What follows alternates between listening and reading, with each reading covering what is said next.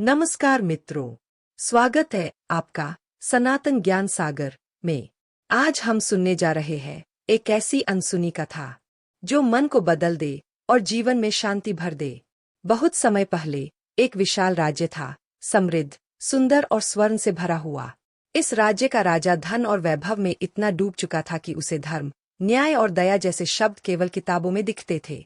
जनता उसकी कठोर नीतियों से परेशान थी, पर राजा को अपने खजाने के अतिरिक्त कुछ दिखाई ही नहीं देता था।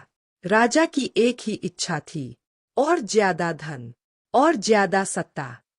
परंतु हर धनलाल व्यक्ति की तरह उसका मन भी बेचैन रहने लगा।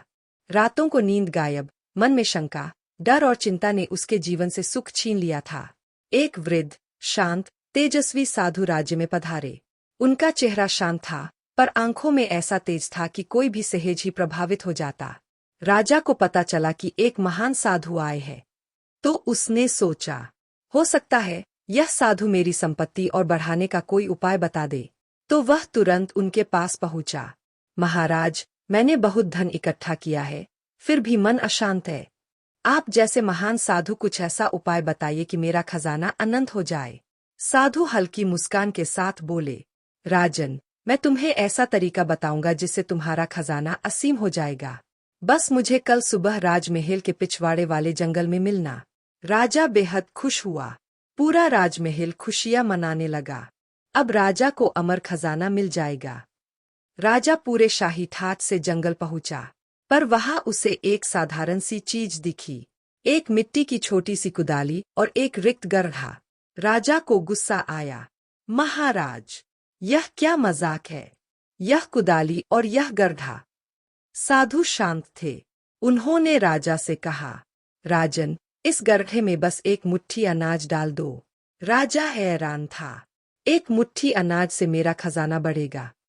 साधु मुस्कुराए, हाँ, यदि तुम्हें सच्ची समृद्धि चाहिए तो इस गड्ढे को रोज अनाज से भरना होगा।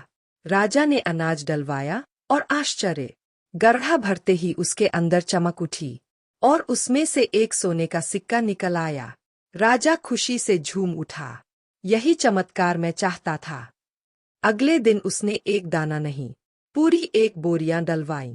फिर भी गड्ढा खाली रहा, और बदले में उतना ही एक सोने का सिक्का। राजा ने बोरियों पर बोरी उड़ेलना शुरू कर दिया।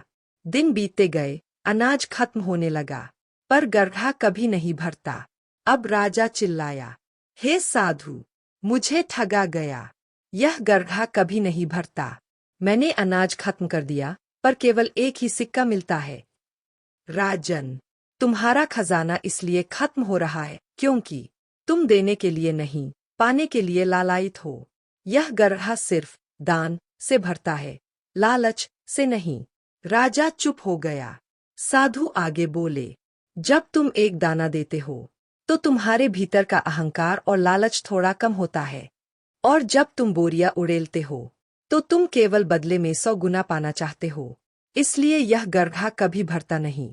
राजा की आंखों में आंसू आ गए। राजन, धन से मन नहीं भरता।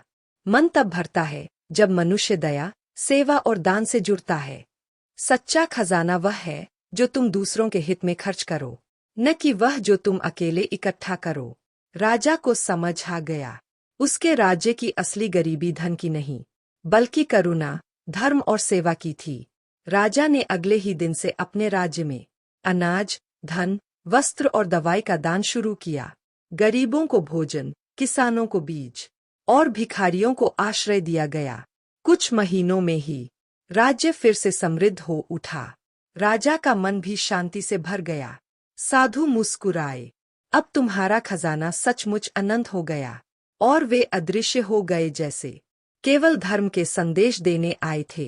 कथा का सार, मोरल, लालच कभी नहीं भरता। दान ही सच्ची समृद्धि है। धन से नहीं, धर्म से मन शांत होता है। जो देता है वही पाता है।